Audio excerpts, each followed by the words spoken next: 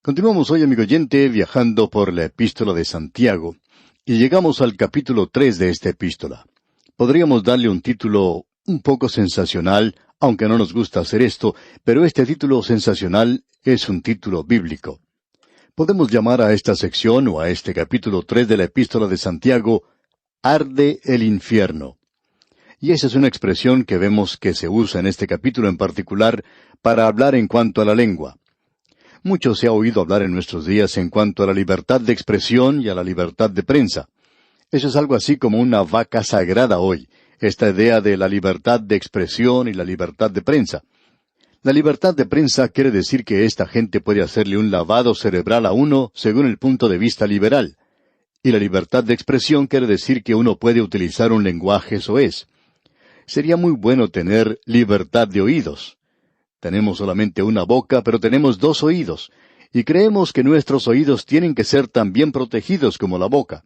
Por tanto, necesitamos hoy tener libertad de oídos, así como libertad de expresión. Pero esta libertad de expresión la vemos en la universidad de Dios. Este es uno de los títulos que podemos darle a este capítulo aquí. También podemos darle otro. Dios escucha nuestra conversación. No hay ninguna duda de si Él tiene o no tiene el derecho de escucharnos. Pero sabemos que sí lo tiene y lo ha tenido por mucho tiempo. Él ha escuchado todo lo que usted ha dicho, amigo oyente. Se estima que la persona común dice por lo menos 30,000 palabras cada día. Hay algunas personas que opinan que nosotros decimos muchas más que esas, pero esas palabras son suficientes como para escribir un libro de buen tamaño. Hay personas que conocemos que podrían escribir una serie de libros con todo lo que dicen en un solo día, y usted y yo podríamos en el transcurso de nuestra vida llenar una biblioteca completa con lo que decimos.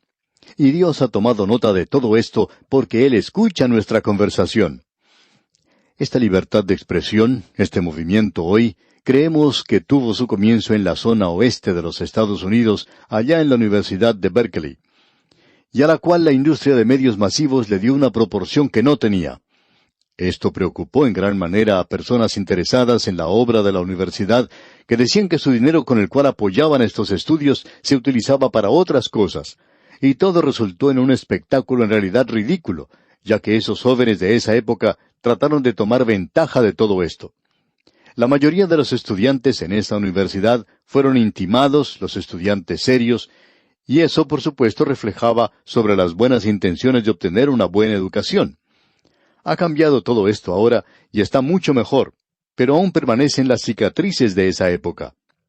Ahora, el problema no está solo en la universidad y en los medios masivos de comunicación del presente, sino que también se encuentra en la iglesia. Y el problema allí es un problema de chismografía. Y esto se puede aplicar a cada uno de nosotros que somos creyentes y tiene que ver con la libertad de expresión. Este libro de Santiago aquí es similar al libro de Proverbios y tiene una universidad. Santiago es el rector de esa universidad de Dios al considerar este tema tan controversial. El rector Santiago, pues, tiene mucho que decir en cuanto a este asunto del uso y del abuso de la lengua. Nos gustaría pensar que estamos entrando a un laboratorio y que ahora vamos a hacer un experimento. En esta sección en la cual nos encontramos, Dios está probando nuestra fe en formas diferentes. Vamos a mencionar esto cuando concluyamos, porque aquí tenemos el último capítulo que trata de esto. Dios prueba la fe por nuestra lengua. Así es que queremos tomar una de las botellas de ácido que tenemos para hacer este experimento. En realidad, este ácido es mucho más potente que el ácido sulfúrico o cualquier otro ácido que haya sido creado por el hombre, y la etiqueta que encontramos aquí dice lengua. No estamos hablando aquí en cuanto a la composición química de la lengua, amigo oyente, sino en cuanto a la teología de la lengua. Él ya ha indicado que iba a entrar en esto cuando dijo allá en el capítulo 1, versículo 26, «Si alguno se cree religioso entre vosotros y no refrena su lengua, sino que engaña a su corazón, la religión del tal es vana». Y él también expresó algo en cuanto a ser prontos para oír, pero tardos para hablar, porque usted tiene dos oídos, y Dios se los dio a usted para que pueda escuchar 2 veces más, y solamente le dio una boca. Hay algunos que tienen 2, pero la mayoría tenemos una. Hay personas que tienen doble lengua, como bien sabemos. Ellos dicen una cosa por un lado, y luego dicen otra cosa por otro lado. Bien, Entremos a este tema tremendo porque en realidad la lengua es el armamento más peligroso en el mundo. Es más mortal que la bomba atómica misma y en realidad no se puede inspeccionar nada en cuanto a la lengua. Alguien dijo que fue un milagro cuando el asno de Balaam habló en aquel día, pero que hoy es un milagro cuando se queda con la boca cerrada. Otra persona lo expresó de la siguiente manera: un bebé necesita 2 años para aprender a hablar y 50 años para aprender a mantener su boca cerrada. Cierto hombre se encontraba pescando a orillas del mar. Por allí pasaron 2 mujeres, y él estaba pescando solo, y había estado pescando por varias horas, y por fin cogió un pescadito que, por cierto, no era muy grande. Y estas 2 mujeres que por allí pasaban decidieron reprender a ese hombre y le dijeron: ¿No tiene usted vergüenza de atrapar tan cruelmente a ese pequeño pescadito? Y ese hombre, que ya estaba un poco desanimado por haber pasado tanto tiempo sin pescar nada, dijo: «Quizá usted tenga razón, señora, pero si ese pez hubiera mantenido su boca cerrada, no hubiera sido atrapado». Se dice que el caracol tiene sus dientes en la lengua, que conserva enrollada como una cinta, mientras que no la necesita. Una vez que llega el momento de usarla, saca su afilada apéndice, y aunque el tamaño de los dientes es realmente microscópico, esto no impide el que realmente haga una labor devastadora. Lo mismo puede decirse de algunas personas. No parece sino que tienen dientes en sus lenguas y muerden al hablar, devorando la buena fama y reputación de sus semejantes. El gran predicador Spurgeon lucía en cierta ocasión una larga y vistosa corbata de aquellas que estaban de moda en su época, cuando el príncipe de los predicadores llenaba los templos y salones de espectáculos más grandes de Londres. Después de la predicación, se le presentó una señora que era conocida de él, de esas que son muy devotas, pero cuya mayor preocupación es descubrir los defectos del prójimo.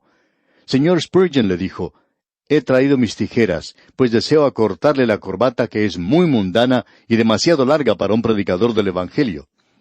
«Corte como quiera, señora», fue la respuesta. «Pero antes, permítame usar sus tijeras para cortar algo que usted lleva, una cosa que es demasiado larga y que produce, a mi entender, mucho más escándalo al Evangelio que mi pobre corbata». La interpelada aceptó filosóficamente la reprimenda, pensando que se trataba de algún adorno de su vestido que en aquellos tiempos abundaban en los trajes femeninos, y entonces le entregó las tijeras. Spurgeon entonces, con una amplia y simpática sonrisa, exclamó: «Señora, saque usted la lengua». Creemos que una de las cosas más peligrosas en este mundo, amigo oyente, como ya hemos dicho, es la lengua. Creemos que esta es una de las cosas más peligrosas que puede existir dentro de la iglesia. Alguien dijo lo siguiente: «Tú puedes controlar la palabra que no se ha pronunciado, pero la palabra que se ha pronunciado te controla a ti». Uno que trabaja en la radio tiene que tener mucho cuidado con lo que dice, porque uno puede ser malentendido muy fácilmente y es necesario reconocer esto. Bien, después de haber dicho todo esto como introducción preliminar, podemos entrar ahora sí al capítulo 3 y ver lo que nos dice el versículo 1 de la Epístola de Santiago. «Hermanos míos, no os hagáis maestros muchos de vosotros, sabiendo que recibiremos mayor condenación». Lo que tenemos aquí es algo importante de notar. Aquí él está diciendo que el maestro tiene mayor responsabilidad, y la razón para esto es que existe un gran peligro en la boca de la enseñanza hoy, el enseñar algo equivocado. Estamos sorprendidos absolutamente y nos sentimos sobrecogidos por la forma en que tantos creyentes caen en toda clase de enseñanzas que tiene que ver con la profecía en el presente. Estas personas siguen cualquier cosa. Todo lo que se necesita hoy es una lengua hábil. Y luego hay quienes caen siguiendo toda clase de métodos, toda clase de sectas. Y aún así, estas personas en realidad, en lo que se refiere a la palabra de Dios, son completamente ignorantes. Y esa es la razón por la cual decimos y nos regocijamos en los estudios bíblicos en el hogar. Creemos que estos han llenado un vacío que existía. Pero también descubrimos que aquí se está enseñando toda clase de cosas vagas, dando una interpretación equivocada, y esta gente necesita saber más de la palabra de Dios de lo que parece saber. Y eso también ha dado lugar a que muchos se crean gran cosa y que sientan orgullo, y nos referimos a aquellos que enseñan en estas clases. El autor de estos estudios bíblicos, el Dr. J. Vernon McGee, contaba que tuvo el privilegio de guiar al Señor a un joven, pero que luego se había apartado por la tangente, y a quien él había tratado de que se dedicara a estudiar la palabra de Dios. Bueno, este joven no lo hizo, y había comenzado a enseñar una clase, y este joven era muy hábil con su lengua. El doctor Magui decía que alguien en esa clase se acercó a este muchacho y le dijo, ¿sabía usted que lo que está enseñando es contrario a lo que enseñan la mayoría de los maestros bíblicos, en especial aquel que le llevó a usted al Señor? Y este joven respondió, ¿y quién es ese? Y luego esta otra persona le dijo quién era. Y ese joven dijo, Magui. Bueno, él quizá debería corregir su teología, pues quizá lo tenga que hacer. Nos sorprendemos mientras más estudiamos la palabra de Dios de lo ignorantes que somos en cuanto a lo que ésta enseña, y no de nuestro conocimiento. Amigo oyente, pensamos que hay mucho camino que recorrer aún. Y este joven nos recuerda lo que dijo un predicador en cuanto a un joven que recién comenzaba.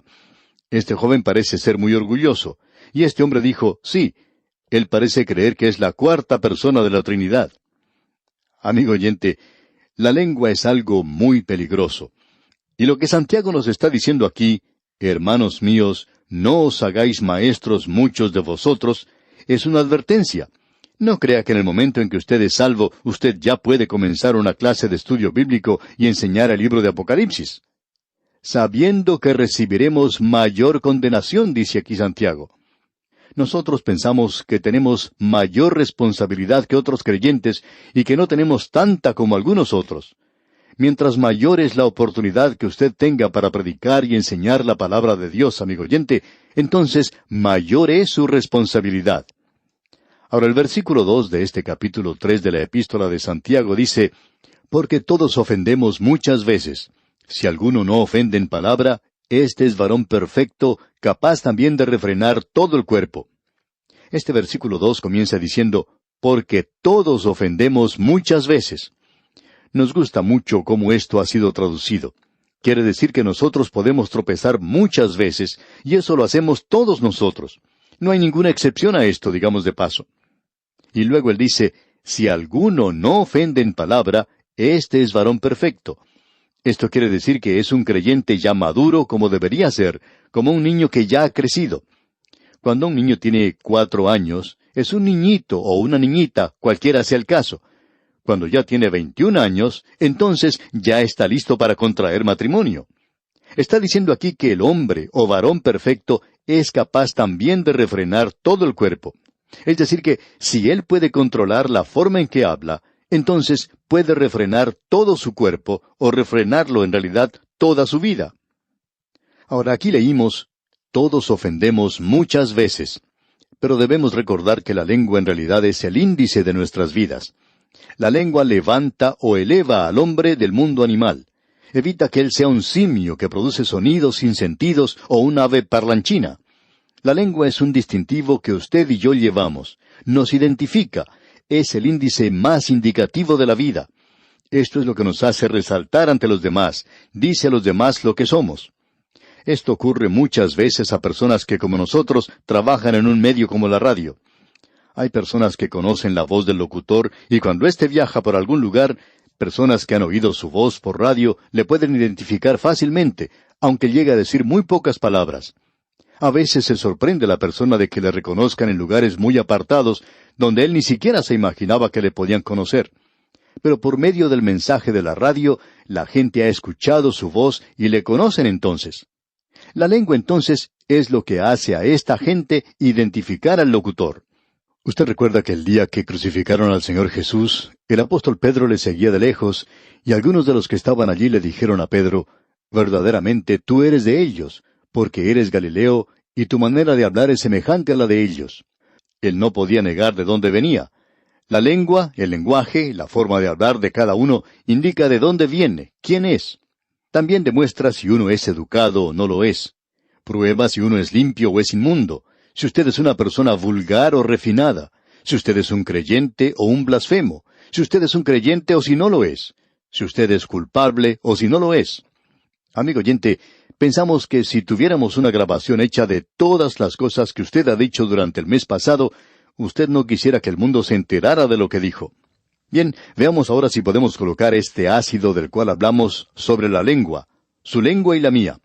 Y vamos a descubrir que él menciona aquí una lengua desenfrenada. El versículo 3 de este capítulo 3 de Santiago dice, He aquí nosotros ponemos freno en la boca de los caballos para que nos obedezcan, y dirigimos así todo su cuerpo. Aquí se está hablando de este caballo.